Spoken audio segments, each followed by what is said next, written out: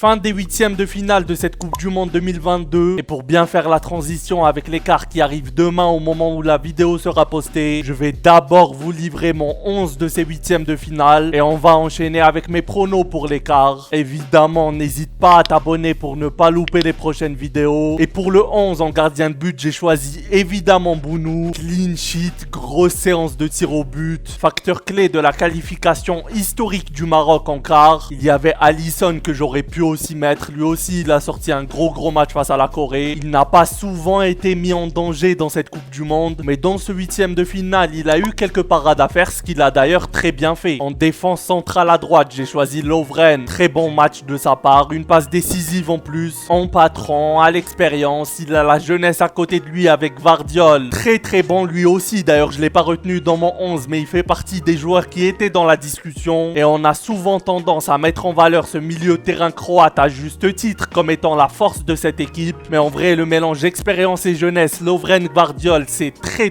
fort aussi. À ses côtés, j'ai choisi Upamecano. Sans aucun doute, le meilleur défenseur central français, ou en tout cas le plus rassurant de cette Coupe du Monde. Les autres défenseurs centraux qui étaient dans la discussion, c'est donc Gvardiol, Thiago Silva, Romain Saïs, excellent face à l'Espagne, et Pepe. En défenseur droit, j'ai évidemment pris Dumfries. 2 passes d'1 but plus un sauvetage sur la ligne. Il sort un gros match face aux USA. Et à gauche, il y avait discussion entre Blind et Guerrero. J'ai finalement choisi Blind. Les deux ont été très performants. Je crois il y a un but, une passe D pour chacun des deux. J'ai dû trancher. J'ai finalement choisi de garder la paire de latéraux. Enfin, je dis latéraux, mais ils jouent piston pour leur sélection. La paire de pistons néerlandais. Au milieu de terrain, j'ai tout d'abord choisi Jude Bellingham. Une passe décisive. Sur le second but, il n'est crédité de rien, mais ça vient clairement de lui. Il fait énormément de bien à cet entrejeu anglais. Et à ses côtés, j'ai évidemment choisi Amrabat. Certainement l'homme du match pour le Maroc face à l'Espagne. Un mur impassable, il couvre tout, c'est incroyable. Ce qui était dans la discussion, c'est d'abord son coéquipier en sélection, Unai. Demandez à Luis Enrique, il va vous expliquer. Casemiro, certainement le meilleur brésilien à mon avis depuis le début de la Coupe du Monde. Anderson, buteur face au Sénégal. Et Rabiot aussi, clairement le patron du milieu de terrain du côté de l'équipe de France. Plus haut, et je l'ai placé MOC, mais tu peux le mettre à peu près où tu veux, c'est évidemment Lionel Messi. Énorme performance face à l'Australie, un but. Si ses attaquants n'avaient pas croqué, il aurait pu sortir avec 2 ou 3 passes D. C'est juste extraordinaire ce qu'il arrive encore à faire à 35 ans, à porter à ce point cette équipe argentine. Celui qui était dans la discussion, même si vraiment il n'y a pas beaucoup à discuter, c'est Bernardo Silva. Évidemment, j'adore ce joueur, c'est une machine de guerre. Tout le temps performant, jamais il rate, et ça n'a pas manqué dans ce huitième de finale. À droite, bon, je l'ai mis à droite, même s'il joue à gauche, c'est Kylian Mbappé. Qui d'autre que lui? Le truc, c'est qu'on a l'impression que c'est quand il veut. En fait, au moment où il décide que c'est maintenant, il change le match. Doublé, une passe décisive, meilleur buteur depuis le début de la compétition, certainement le meilleur joueur aussi. L'homme providentiel pour cette équipe de France. Était dans la discussion, d'abord Rafinha, qui même s'il fait pas une énorme Coupe du Monde jusqu'à présent à mon avis, dans ce match face à la Corée, il a été très bon. Et aussi Bukayo Saka, j'ai pas vu beaucoup de gens parler de Bukayo Saka, mais je l'ai trouvé très juste. En plus, il met son but face au Sénégal. Lui aussi, de toutes les façons, c'est la constance. Quoi qu'il arrive, tu sais que tu peux compter sur lui. De l'autre côté, j'ai choisi Vinicius. Un but, une passe D. Certainement le meilleur Brésilien offensivement depuis le début de ce mondial. L'envergure qu'il est en train de prendre, c'est incroyable. Dans la discussion, il y avait Phil Foden, 2 passes D à son actif. Et Joao Félix, incroyable. Je crois qu'il ne stade pas sur ce match, donc sa performance a un peu été négligée. Mais vraiment, lui, quand il est à ce niveau-là, c'est extraordinaire. En pointe, il n'y avait pas vraiment de discussion. C'est évidemment Gonzalo Ramos. Triplé, une passe décisive pour son premier match en phase finale de Coupe du Monde. Il remplace Cristiano Ronaldo en plus, donc il sait gérer la pression. En plus, il vient pas juste pousser la balle au fond, c'est de très jolis buts.